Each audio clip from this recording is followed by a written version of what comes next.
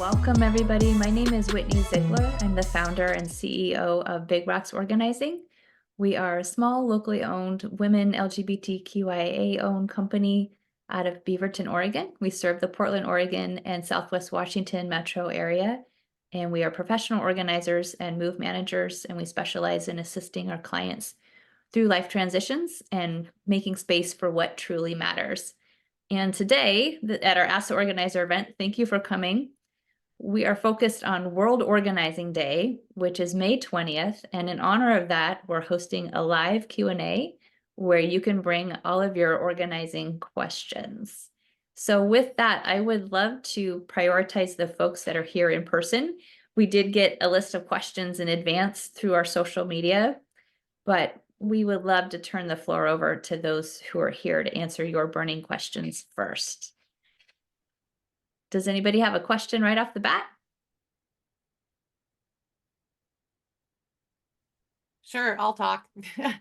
I can't be here real long. I'm a real estate broker who specializes in seniors and others who need to downsize or right size, as you call it. I actually used to own a move manager business, but now I just like to borrow you guys. So my biggest question always comes up is electronics and books. Okay, what to do with them? Where to send them? Where to send them when we don't want to keep them? Yes. Okay, great question. Does anybody from our team want to tackle that one, or do you want me to tackle that one? I can take that first one. Electronics, if they could be repaired, Free Geek will take them as a donation. If they cannot be repaired, Goodwill will recycle them. Oh, they will. Okay. Yeah. I've always heard mixed things, whether Goodwill wants that stuff or not. Yeah, they'll take it. And if it's something they can't donate, they recycle it responsibly, which is great. Yeah. Because I think some of the items I've come across, and in my own collection of things, they're like, you don't know if they're good working order or not. Yeah. Right. Yeah. So. And then your second part of that question was books. I never know what to do with the stack of books. I've been recently spring cleaning my own place, and I'm like, where do you take books? So if there's something that you might want to sell, Powell's now has a QR code online, so you can scan your books and see what they would offer you for them, if anything. So you could start there before dragging them down there in person. I have done that with clients' books, shopping carts full of books, and you get up to the counter and then it's like, here's your $5 or your $10 in store credit. And it's like, oh, I wish I could have my 2 hours back. So now you can scan that online ahead of time. Otherwise, donating them to your local library. There's also groups that donate books to prisons, and some that even ship them overseas to different countries in Africa. Anybody else on our team have anything you want to add about books? Actually, I have a question about books. I know the glue they use on bindings cannot be recycled, but if you remove the pages, are those recyclable? They should be. I think it's the binding that's toxic, is my understanding. Yeah. Yeah. Good point, Andrea. Thank you. Yeah. So please don't toss your books in the recycling bin if they have the glue binding. Good to know.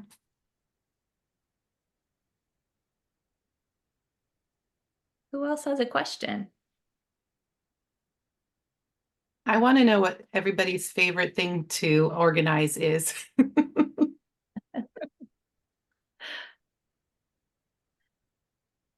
Leilani, do you want to start us off with that one? Sure. I think my top favorites are probably the bathroom, which I think I am well known for on the team for organizing bathrooms. I think that's probably my number one, or kind of, I also like organizing desk spaces as well. Cool. Andrea, how about you?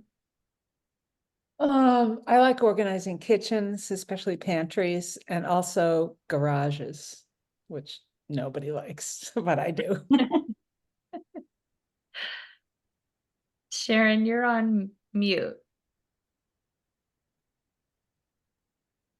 Sorry, there you go. Okay.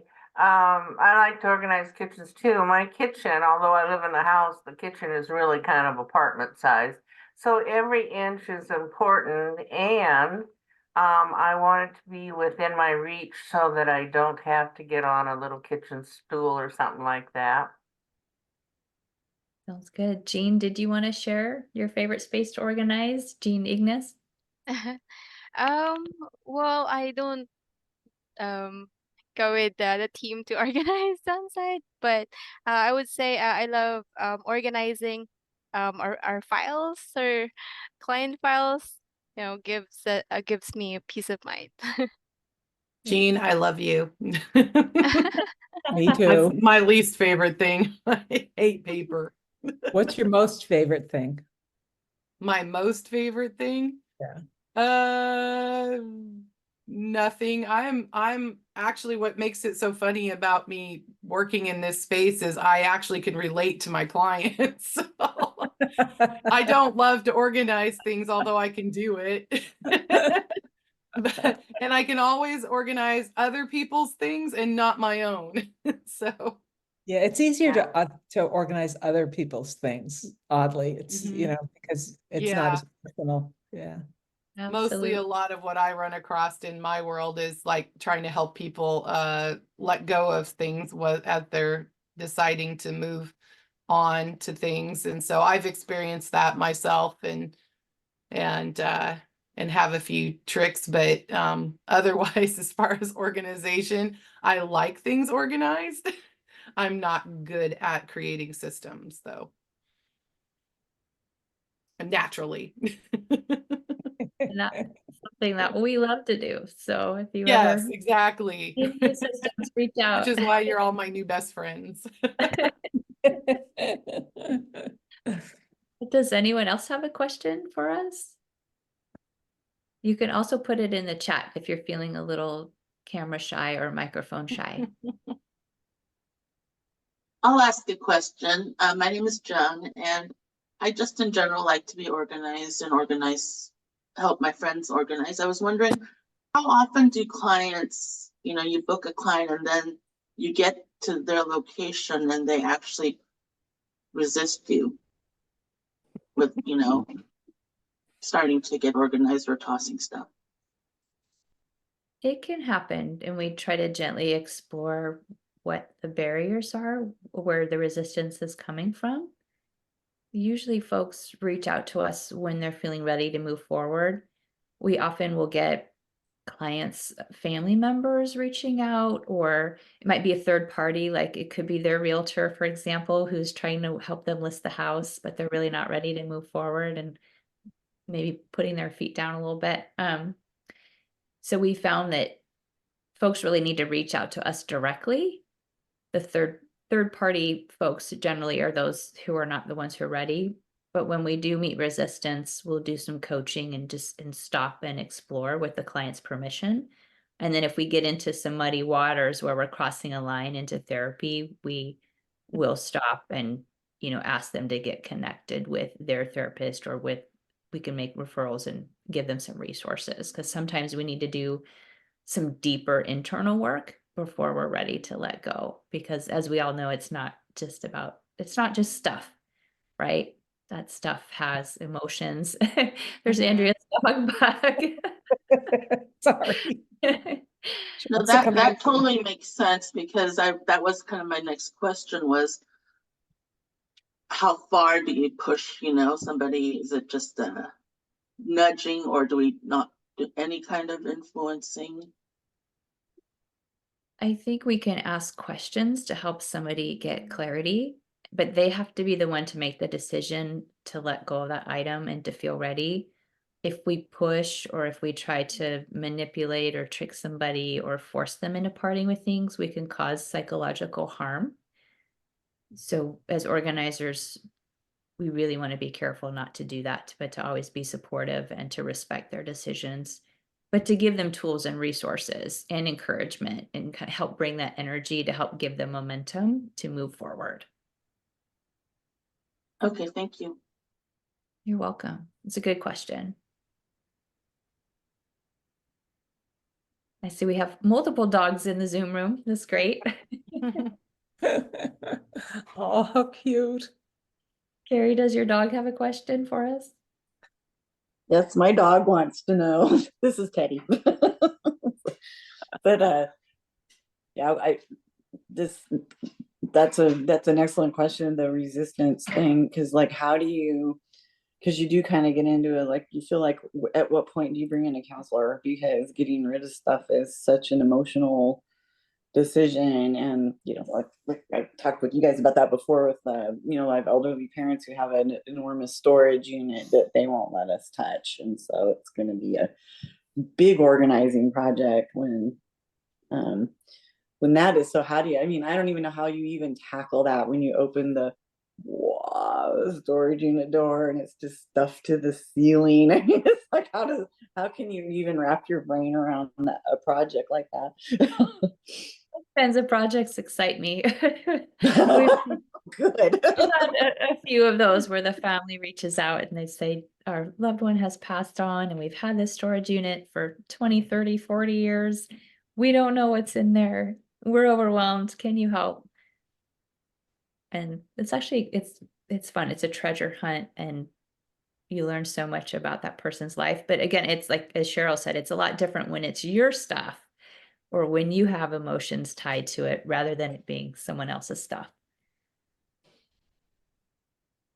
When you're at a storage unit facility, do you bring in I mean, how do you navigate that when you have limited space, and so you need to pull everything out and see what's in there and inventory, and you know, how does that work logistically when you're dealing with a storage unit facility?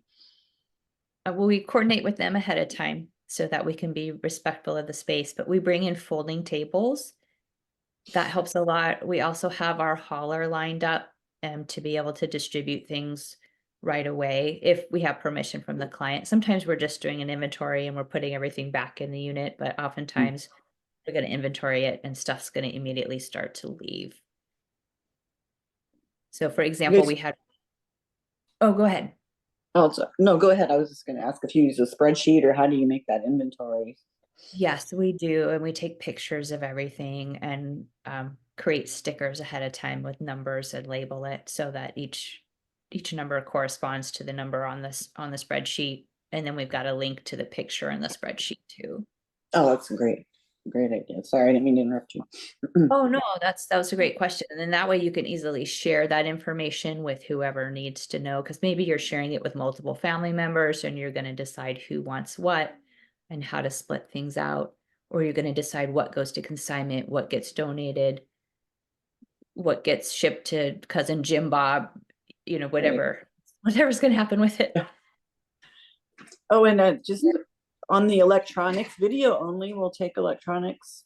If you ever have a client or somebody, just any kind of, you probably know this already, but you just walk into video only and fold TVs or printers or cords or whatever, and they'll take that for free. I did not know that. That's Mm-hmm. great to know. Yeah.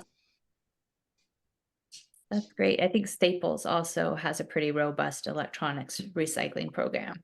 And Best Buy too, I believe. Nice. Did that fully answer your question, Carrie, about the storage unit, the mystery unit? Yeah, it's going to be an overwhelming thing. So yeah, the folding tables and planning ahead, those are great ideas. And I think the hardest part too is how do you decide whether something is worth trying to figure out how much it's worth versus just like, it's this for this $20 item, it's not worth 5 hours of my time to try to figure out, what it's when there's so much stuff for so many years old. If you can enlist help from a consignment resale person or a estate sale person and have them come on site once you unearth everything and just have them walk through with you, then they can give you a good idea right off the bat. And you might need to pay them for some of their time, but still that might save you hundreds of hours of time researching each and every item online. Yeah, perfect.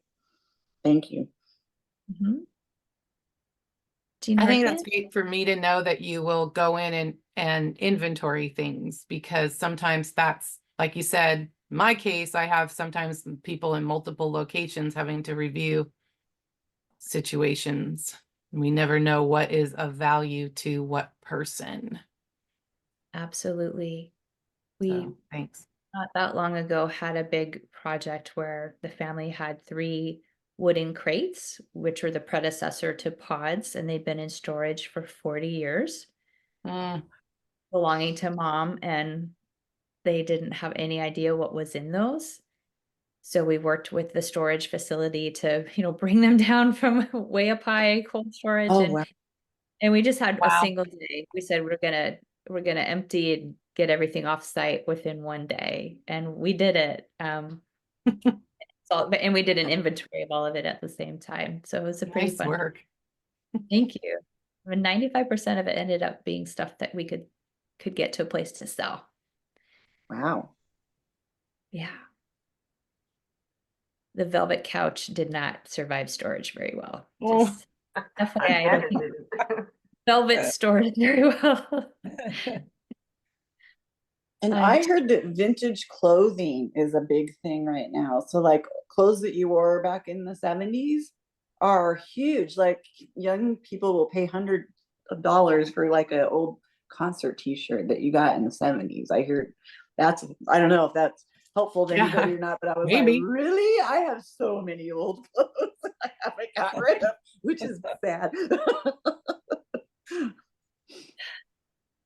Well, that's good to know. I've seen younger people wearing things that I wore when I was in junior high, so it makes me feel really old that things that I used to wear are now. Trending on social media right now is wearing it all, the older pieces.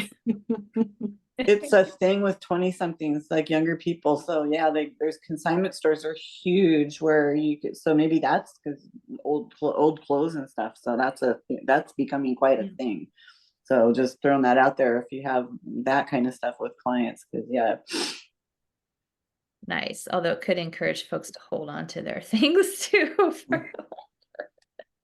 Yeah, or maybe they use them. That's true.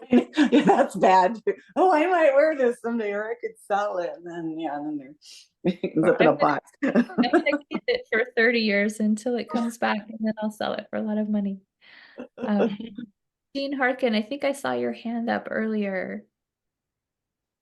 Oh, sorry, you're on mute, Jean. There you go. True, and I was just starting to write in chat, but I'll just go ahead and tell you. One thing I added last time was that there is a place that takes electronics, and they sell a lot of them, but they do recycle, and it's called Surplus Gizmos. It's on Cornelius Pass Road near Rock Creek. Cool. What I wanted to tell you was you mentioned treasure hunts when you go to storage units. And so I have a treasure hunt story that happened to me recently. I was diving into a bin that we had moved into our house about 22 years ago.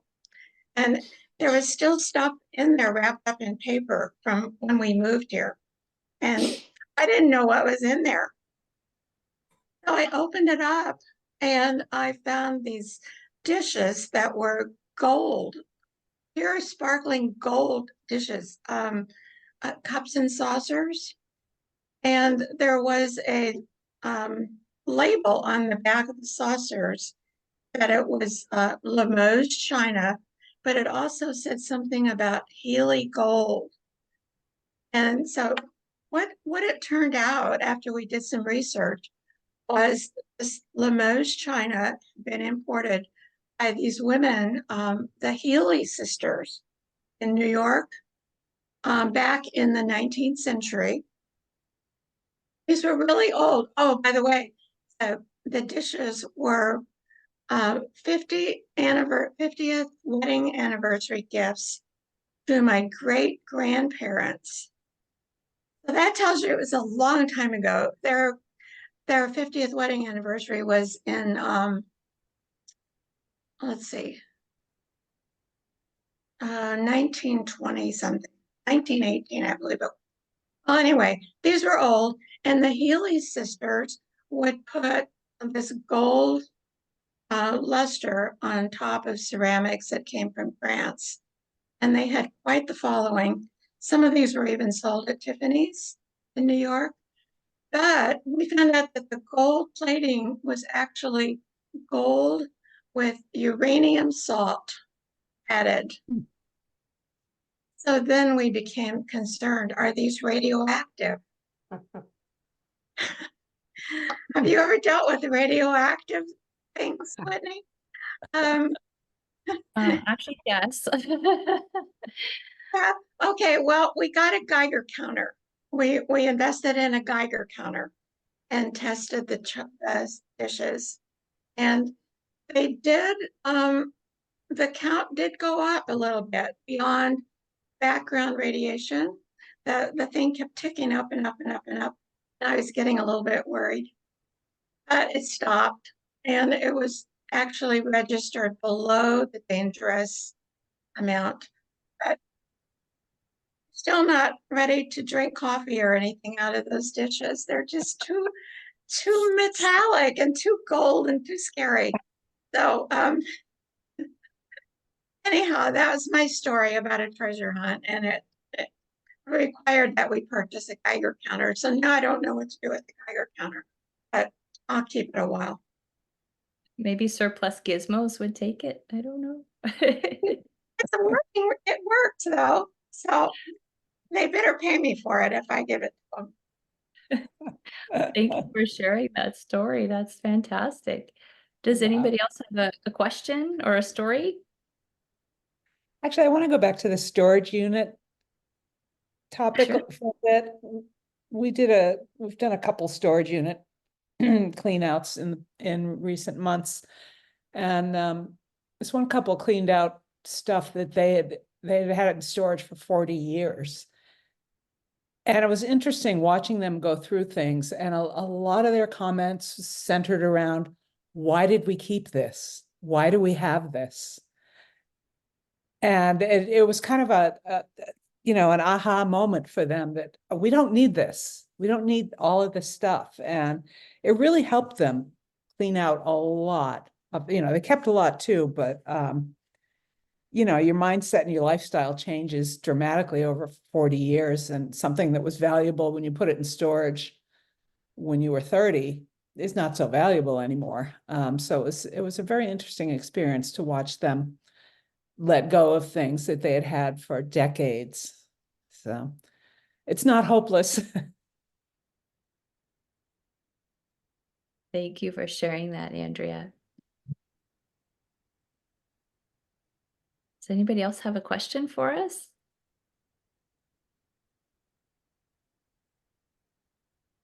If not, we have our list of questions that came in through social media. Okay. I have a question. Sure, Vicky.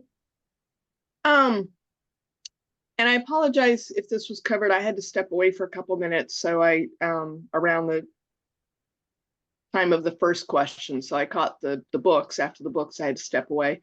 But two things. So what about, we keep talking about I keep hearing about electronics, but what about things like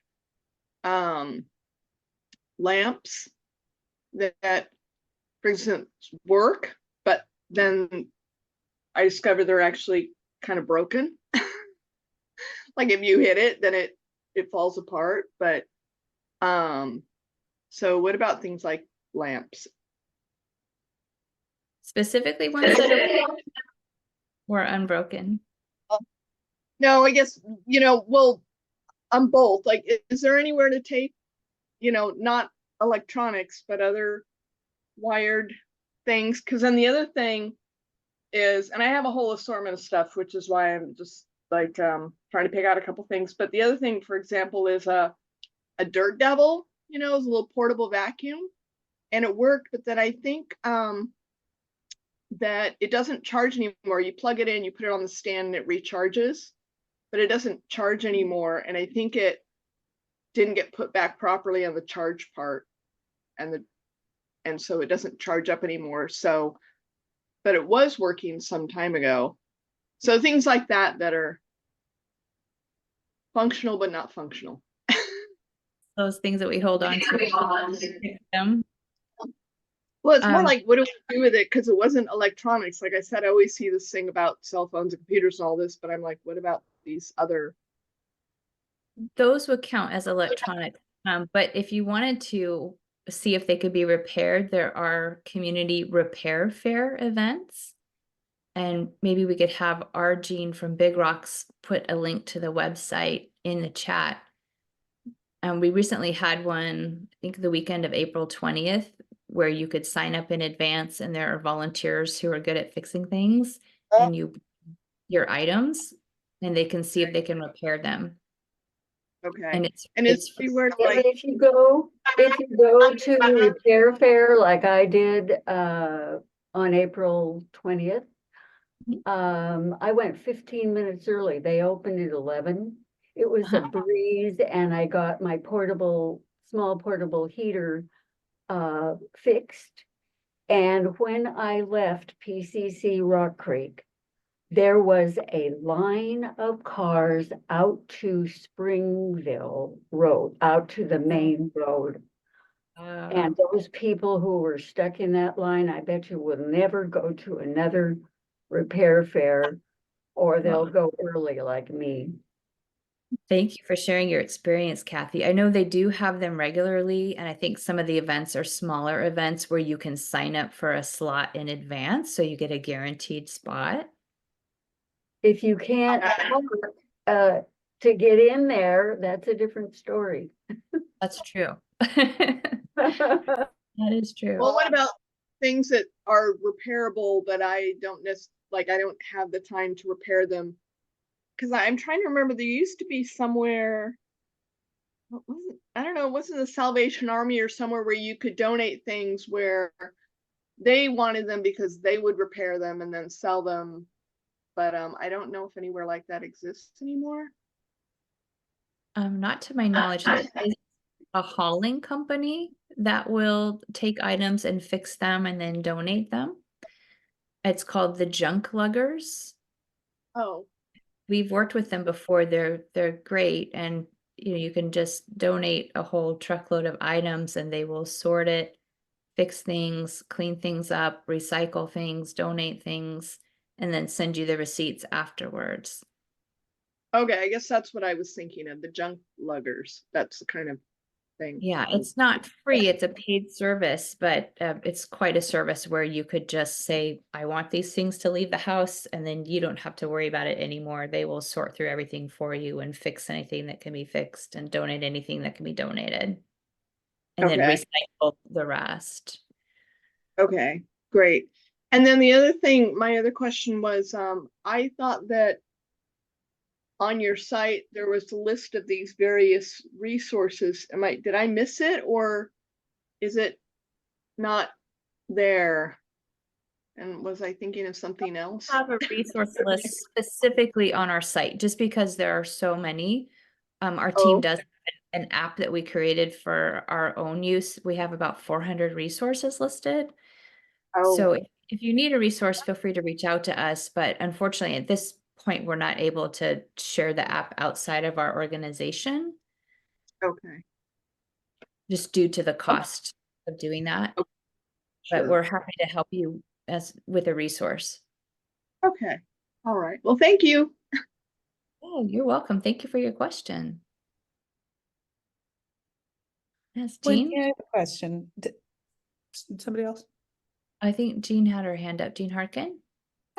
Yes, just a quick question. I was surprised when you were talking about books that you cannot recycle books that have a glue binding. Now, is that pretty much all books that have that, or is that really old books, or what? Are most paperback books Do they, most of them have a glue binding? That's my understanding. I think if you had a spiral bound book where you could remove the spiral or tear the pages out, you could recycle those, or like Andrea said, maybe tear the pages out. But unfortunately, yes, I think most books, I'm looking at some just immediately on my desk right now, and they all involve glue, unfortunately. Really? Does that go for hardback as well as paperback? Pretty Yeah. much? Okay. Yeah. That's a big surprise to me, but I'm glad to know that. I won't put them in the recycling. Yeah, and then putting them in the landfill is not great either. So if we can move them along, whether it's Vietnam vets, Salvation Army, Goodwill, the library, prisons, anything Sure. else is a good alternative. Yeah, I hate to throw away books, period. So I would donate. Thank you. Andrea, what was your question, or did you have a comment? You know, I had a question, but first, Jean, I agree with you. It's too painful to throw away books.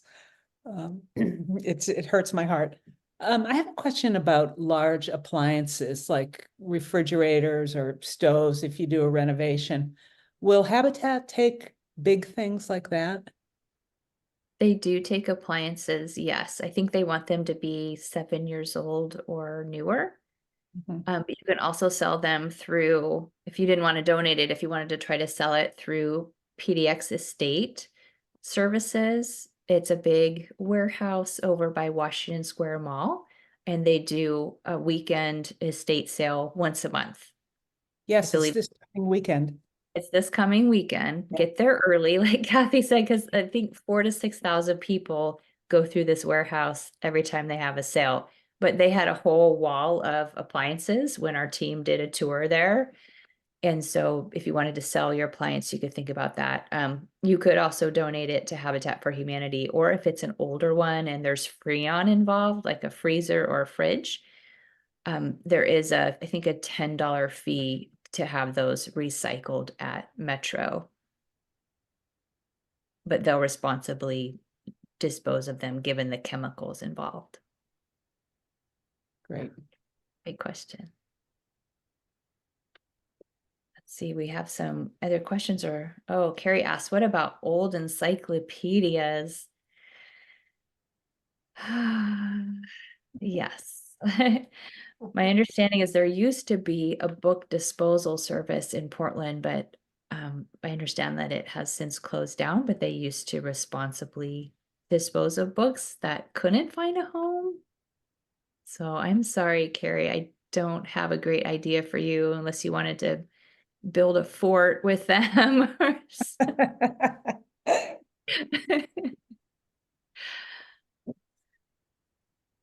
I know old encyclopedias are tough. Another question we frequently get are National Geographic magazines, and if those are worth anything. The answer is no, please recycle those. The National Geo and other magazines do have a second life at Cedar Mill Library. They now move that exchange of magazines into their second edition sales store, but it's still available. And I get and give magazines there regularly. I have a little question too, Whitney. Is Argelett's, the styrofoam place off 72nd, closed now? Yes, it is. But if you are a Ridwell member, is everybody familiar with the Ridwell recycling service? Yes. Okay. If you're not, we're happy to tell you about it, but Ridwell is still collecting styrofoam and they are shipping it up to Kent, Washington to be recycled there. So that is my understanding of the only local resource for styrofoam recycling at this time. Thank you. In Kent. Yes. And so do you recall the name of it?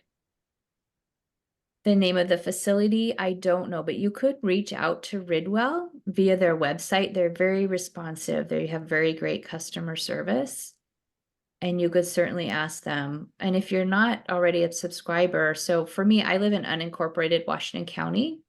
So I can't have curbside Ridwell where they come to my house and pick it up, but they have 2 pop-up events per month and they're on Saturdays. They're usually at the Beaverton Habitat Restore. And it's just in the parking lot there, and you essentially drive up and drop off your recycling every 2 weeks. And it includes styrofoam. So it's $6 per pop-up, and I could bring an entire carload of styrofoam and it's still only the $6. So it's a really, for me, I feel like it's really worthwhile. And we bring recycling from all of our clients there. Oh, that's great. Thank you. Yeah.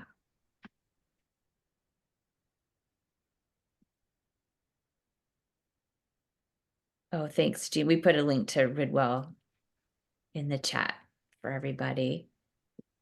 I'm curious, what other questions do folks have or resources that you want to share? One thing that when Kathy was talking about the magazine and book exchange at the Cedar Mill Library is that Scrap will take magazines that are primarily pictures and people can cut them up and make collages. So that could be one resource for old magazines if they're picture dense. I looked up some ideas for the encyclopedias, and one person recommended donating it to like a theater group or something. They can use it as props for their plays, and which could be a good idea. Oh, that's a great idea. That's nice. Give them a new life. Yeah. Yeah. Very cool. Thank you for looking that up. We do have our questions that came in through social media, so I will turn to those unless anybody else here has a live question for us. Okay. So, Jess, I'm going to kick this one over to you. I have so much fabric, but no longer sew. Where can I donate it? Gee, I don't know. I don't think we've ever come across any fabric. And don't tell them my garage. No, I've absolutely got my not. own collection out there. No. So fabric, even scraps that are a yard or larger can be donated to Reclaim It. They are always more than happy to accept fabric donations. We've sent more than you can even imagine to them, and we're kind of nervous they wouldn't even be able to find a home for it, but they did fabric fire sales to accommodate it, and it was great. And then the little scraps that can't be donated, those go into the Ridwell threads when you can. Thank you. We donated 5 trailer loads of fabric from a recent estate clear out project to Reclaim It. They actually sent us a thank you note. I was afraid they would never want to see our faces again, but they did Yeah, send us. they're very grateful for donations. Yes. Thanks for handling that question, Jess. Sure. Andrea, I'm going to kick this one over to you. Where can I get tax documents shredded? Oh, we have run across that several times in the last month or so. Office Depot has in-store shredding. You can do small amounts. Right now, the price is 99 cents per pound. And if you have a lot of stuff to shred, or maybe you own your own business, DataSafe is very reasonably priced. They've got one-time and recurring shredding services. They also do on-site mobile shredding if you're, shredding 1,000 encyclopedias or something. We use DataSafe and we like them. UPS has shredding services, but they don't price their services on the website. It's $129 a pound when we were there about $129. Yeah. There are also a lot of local communities do free shredding events from time to time. And if you just Google community shredding near me, something will pop up. They tend to do them. I looked up shredding near me and there were 3 or 4 different events in the next month or so. So that's a good service to know about. Earth Day every year. Raleigh Yeah. Hills Business Association does one in the AAA building parking lot, and we have a big shred truck, and I am in charge of it next year. So Nice. Nice. So look for me about 30 cars down. Yeah. I went to that one, but it was run just as smooth as glass. I mean, I just stayed in line and kept moving with it. People ran out, got the shredding out of my trunk, and I whipped around the corner, dropped off the food donations. It was wonderful. They did a great job. Great. Well, thank you for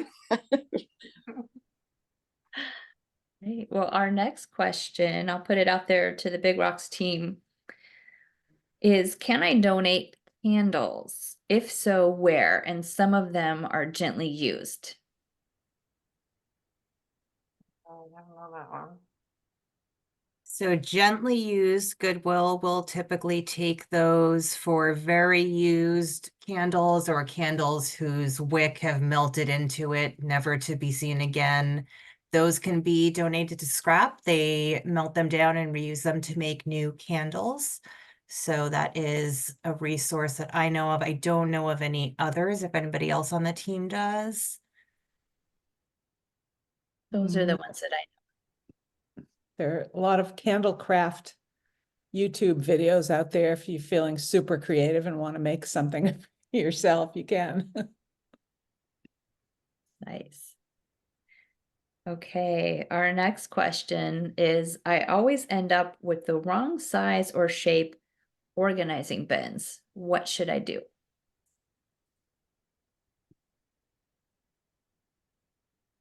Well, I learned the hard way. You should measure first, and you should wait until you've organized your closet or your drawer or whatever, and see how much stuff you actually have that you need storage containers for. So organize first, then measure your space, and then go to the container store and go crazy. Yeah, we often, our clients will want to run out and purchase bins before we come because that's the fun part. But until you know what you need, we're really just adding to the clutter. So yes, let's do it the other way around. Yeah, we also Maybe on find, I think personally, I've found it helps to take pictures of your space before you go shopping, and then you have a visual of, oh, okay, I can use 4 bins here for this stuff. It just makes it easier to shop. Absolutely. Anybody else want to add to that one?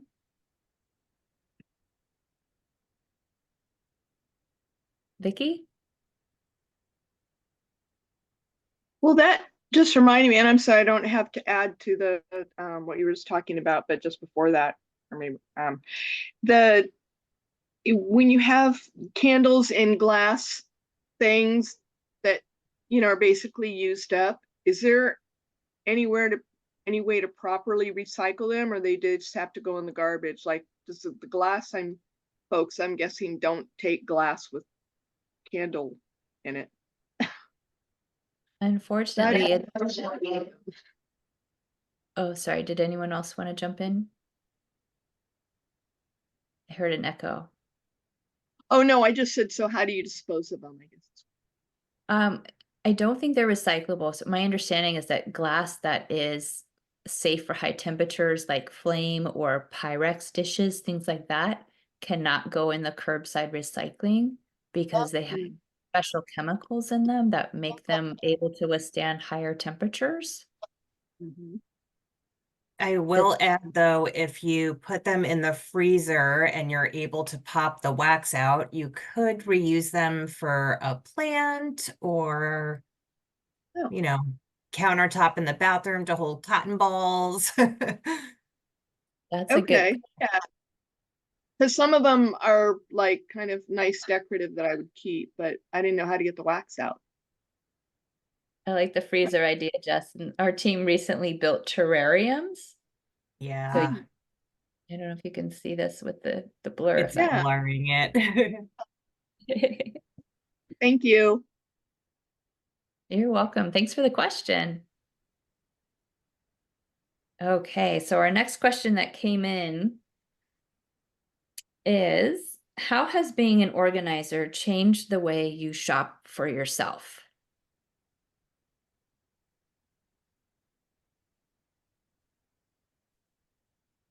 Anybody on the team want to jump in?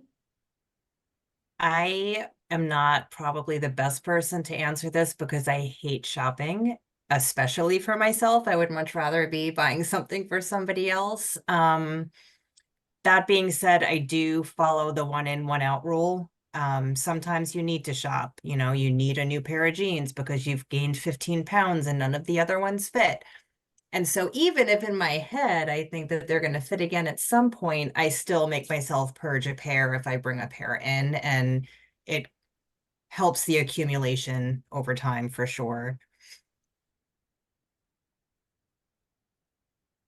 I wouldn't say for me it affected my shopping just because I feel like I've been a fairly conscious person, but I always have a donate pile and like a threads kind of pile always going for like clothes that I want to like get rid of. I always have it going, so it's like at the same time I'm always keeping check of what's coming in and out, but slightly a little bit more conscious, but kind of always been a little bit conscientious about what I'm buying.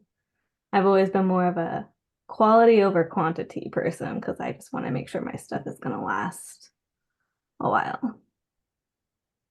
And that's not directly related to shopping necessarily, but I do also always have at least like a paper grocery bag of donations going.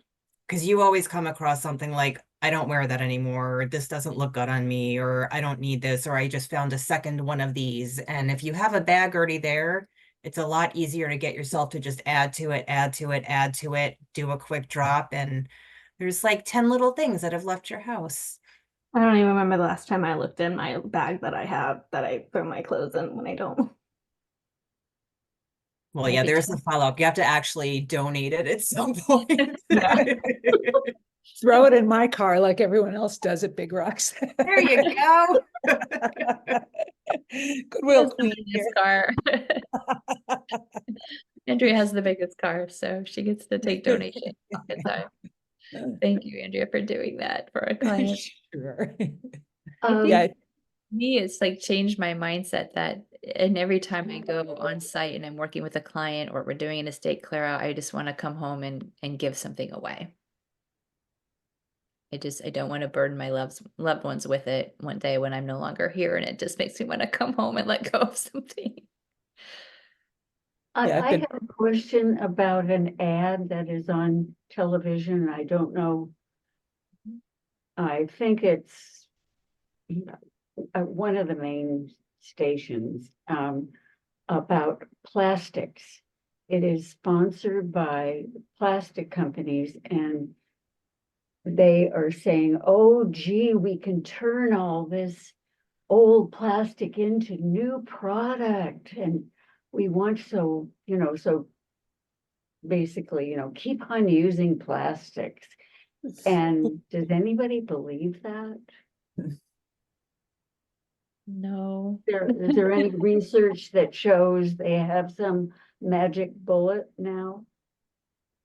I've seen the commercial you're talking about, Kathy, and I'm not an expert in plastics. I haven't read specific research articles, but I think when we think about the lifespan of products that we're bringing into our homes, that's definitely something that I'm conscious of is, okay, how was this product produced and made? What was the cost of that? And then what is the actual cost that I'm paying for it? And then what is it going to cost me with time and energy and money to maintain this item going forward? And is there space for it in my house, or will I need to do a trade-off, like Jess said, one in, one out, and let something else go? So I think that, you know, when you're thinking about the bigger picture of the life cycle of an item, there's a lot to think about. Yeah, and it's quite possible that there are companies that will melt down and reuse plastic and make new products, but I think eliminating plastic as much as possible should always be the goal.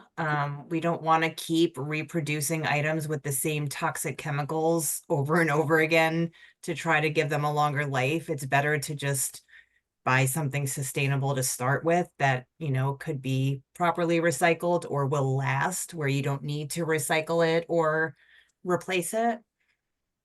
Yes, I agree. And that ad really is, I have negative feelings about it.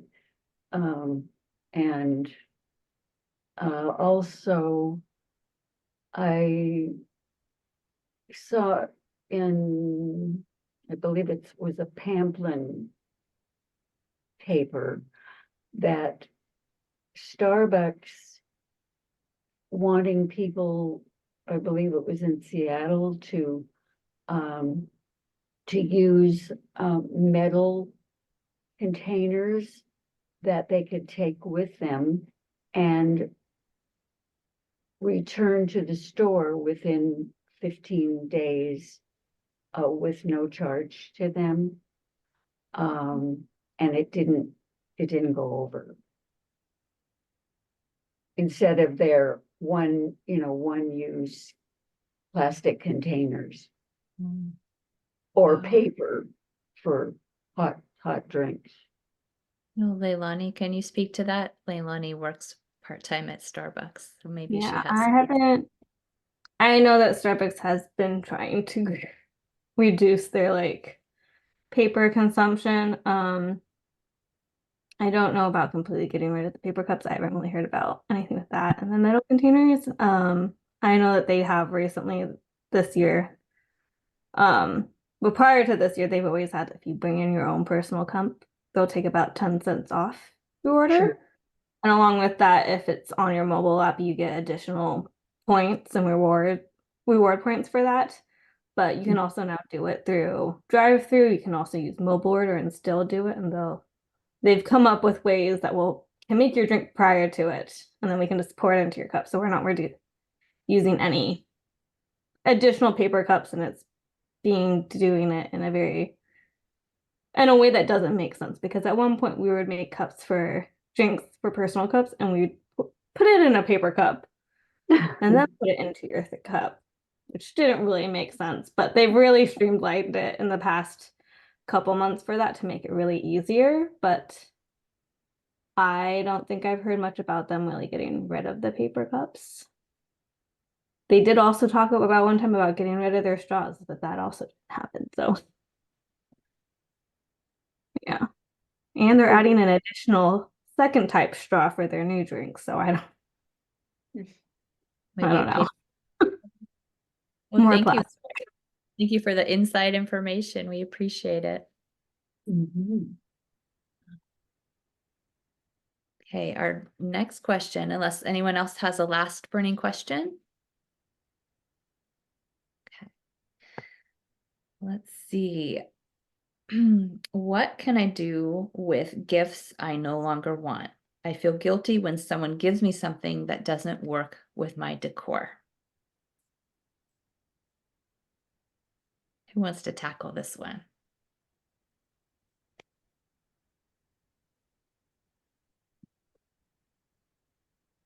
I think we all kind of struggle with it, which is why there's a hesitation. So we're all human, whether we're professional organizers or not. We always want our loved ones to feel like we appreciate that they're thinking of us and bought us a gift.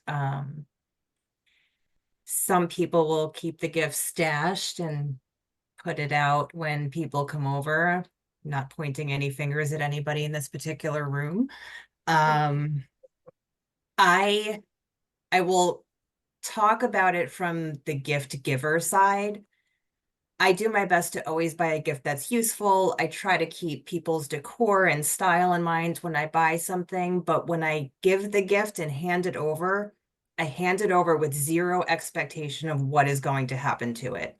I'm giving it to them because I love them and I want to be thoughtful and give them something nice. If I go to their house and I don't see it, I don't ask.